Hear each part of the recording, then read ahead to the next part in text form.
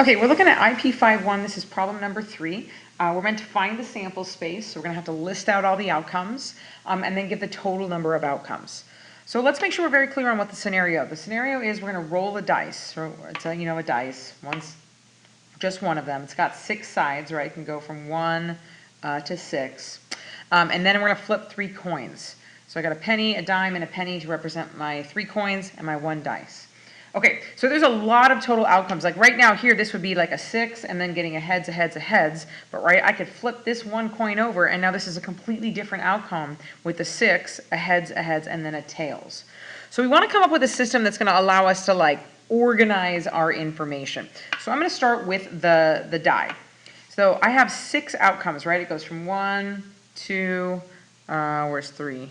3, 4, 5, and then 6. There are 6 total outcomes. So let me list out those numbers. On the dice, I can get 1, 2, 3, 4, 5, 6. Okay.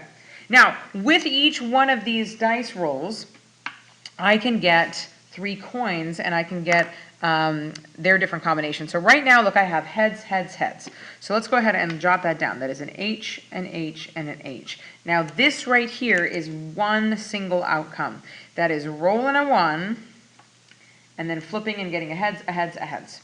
All right, so I'm going to keep the 1 constant for all of these right now, but I'm going to kind of mess around with my coins. So that's all 3 heads. What if I got 2 heads and just 1 tails, right? Well, that would be this. Heads, heads, and then a tails. But the tails might not necessarily be the third one. It could be that it's the second one that I flipped that was the tails. So it would be heads, tails, heads. And that is a different outcome.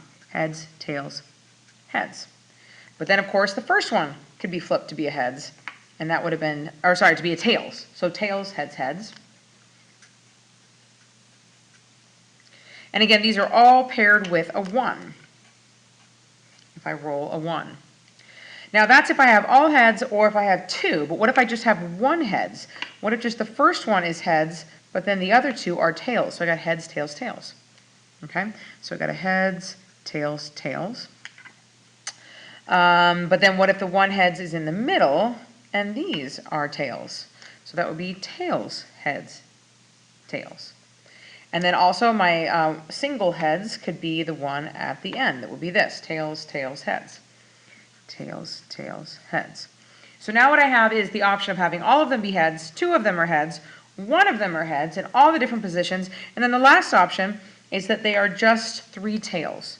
Tails, tails, tails. Now there are no other combinations of heads or tails that I could do. I organized it in a way that I was really kind of keeping track of all my options. All of them are heads. 2 of them are heads, 3 different ways. 1 of them is heads, 3 different ways. And then none of them are heads. So this is part of my sample space.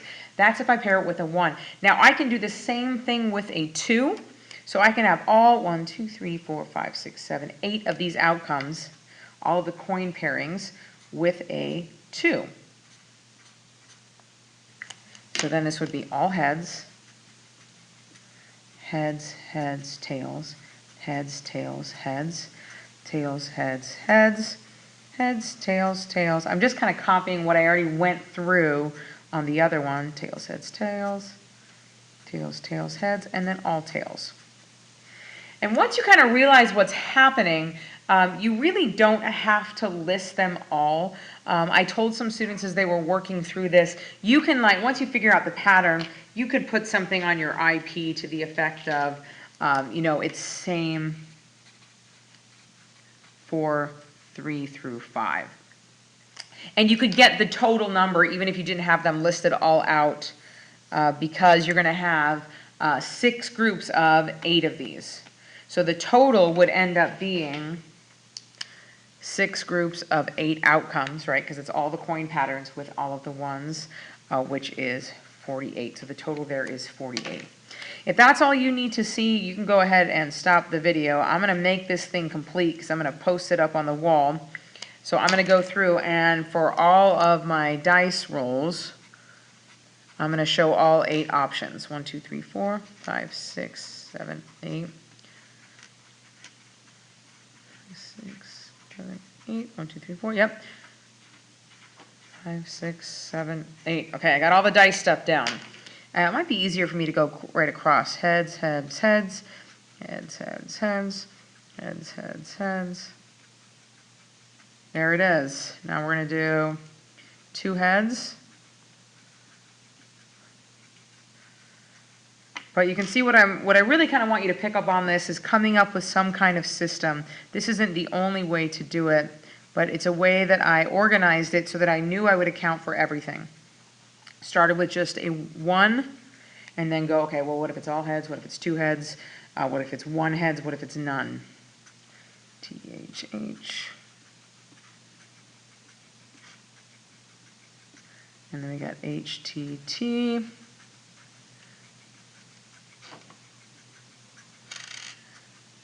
Can't complain that I'm making you do something I didn't make myself do as well. I actually went through and I typed this out too, because it's also on the answer key, which is posted online.